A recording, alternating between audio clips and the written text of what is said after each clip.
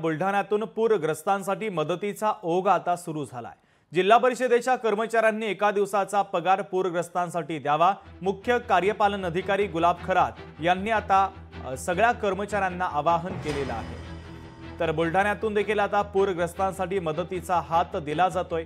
जिल्हा परिषदेच्या कर्मचाऱ्यांनी एका दिवसाचा पगार पूरग्रस्तांसाठी द्यावा असं आवाहन आता मुख्य कार्यपालन अधिकारी गुलाब खरात यांनी केलंय।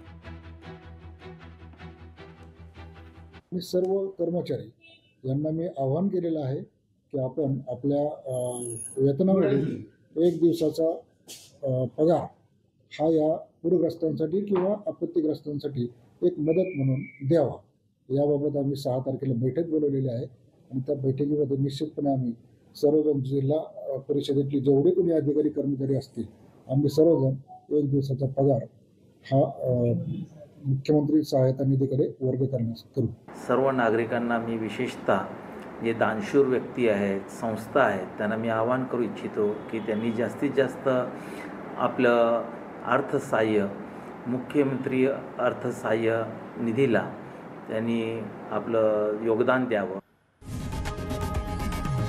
लोकशाही मराठी ऐका, पहा, जागरूक रहा।